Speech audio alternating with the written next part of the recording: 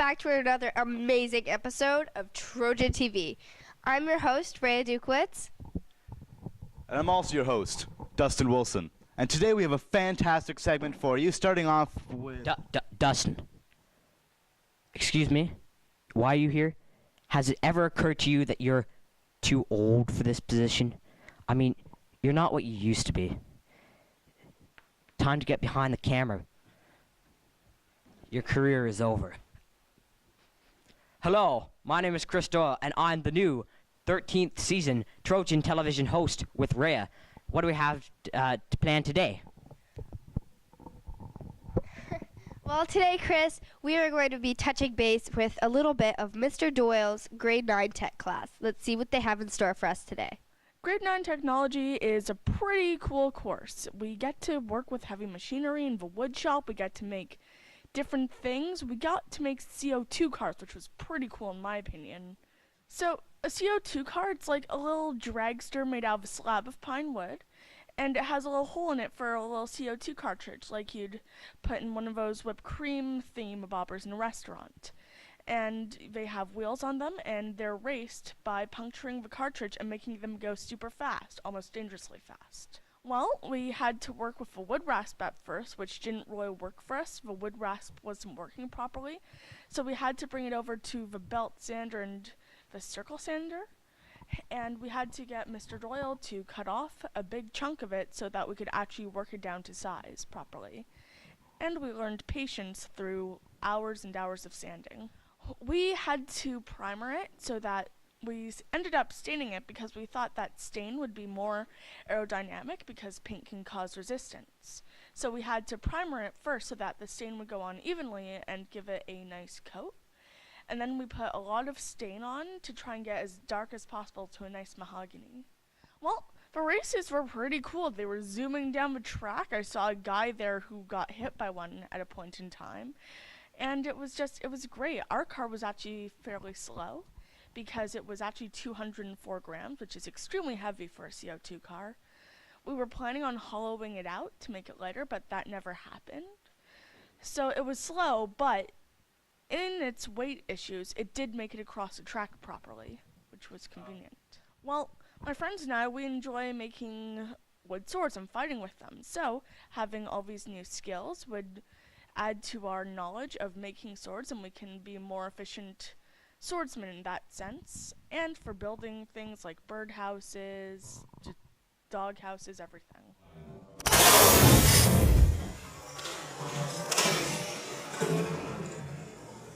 Well, we started off with our drafting module, which we worked with Mr. Doyle.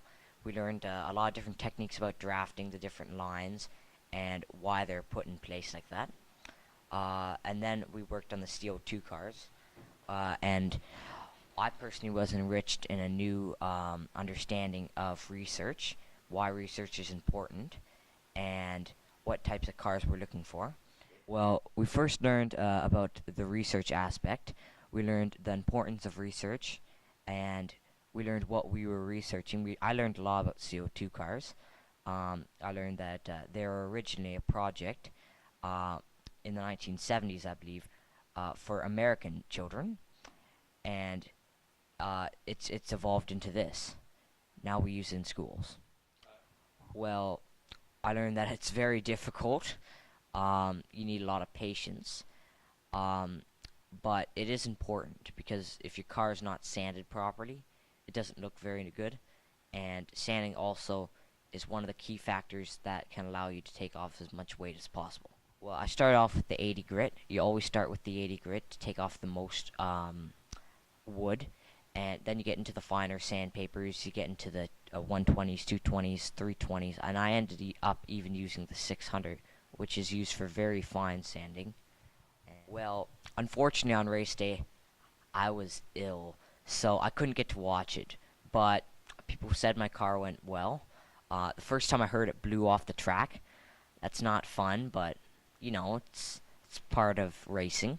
And the second time, mine got a time of, I believe, 0.74 second, 0.74 seconds per 36 feet, which is extremely fast. It's at least as fast as any normal car. Well, I think it comes down to a lot of the, now I understand what they're saying. This is what they mean. This is what this is used for. I see this in home hardware.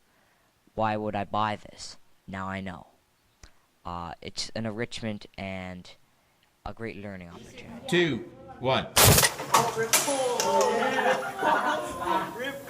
Okay, so I'm in a class run by Mr. Doyle, and recently we just finished making CO2 cars, so we would have to use woodworking skills and some scientific principles like aerodynamics, stuff like that, to make little miniature CO2 cars that we would eventually race. Okay, so first we had to work with designing, so we had to do a bit of research and look at some other designs to figure out how we wanted our car to be. After that, we had to draw them out, and we cut those drawings onto a piece of wood that we later on shaped. We sanded, used a drill press, all sorts of woodworking. Yeah, well, it takes a pretty long time because you have to go through a bunch of varieties of sandpaper. You can't just start out with a very fine one because it won't work out nice. So you have to go from a larger grit to a smaller grit, which can take a while because there are so many to go through. I used a wood stain for mine, and afterwards I put a coat of Varathane on it to protect the wood stain. So first we had to put some primer on it to make sure the wood stain was a bit more even, and then we put the wood stain on and wiped it off a couple of times to get the shade that we wanted. It was really fun. It got pretty competitive actually between some people. My car didn't go that fast, but it was still really cool to see them. Sometimes they would fly off the track. That was always fun. Yeah, and it was just a bit of friendly competition.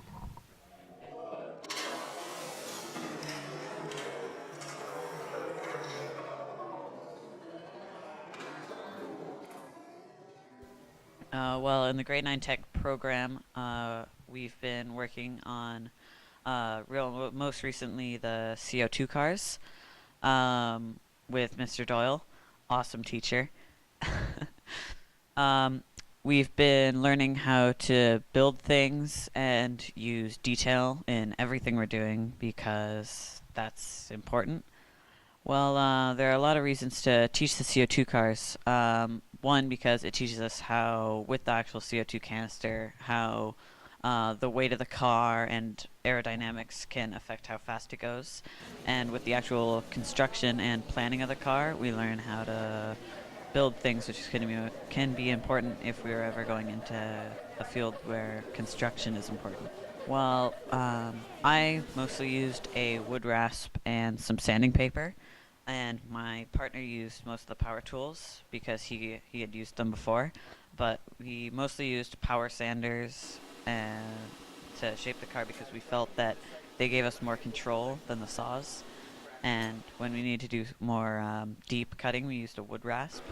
Well, when we finished it off, we first we sanded it down as much as we could to make it very smooth.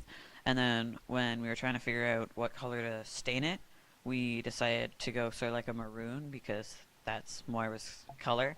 Well, personally, I was sick when we stained it, but I'm pretty sure we used a primer, and first we had to really, really sand it down to make sure it was evenly sanded everywhere so there wasn't any blotches, and then we used the primer to make sure that the paint actually sunk into the wood. Well, the skills we learned when crafting the CO2 cars, well, it actually really helped me out because every winter my dad is a contractor, so he builds things. So every winter I go up to his shop and we build like snow ornaments for our families and we give them out as gifts.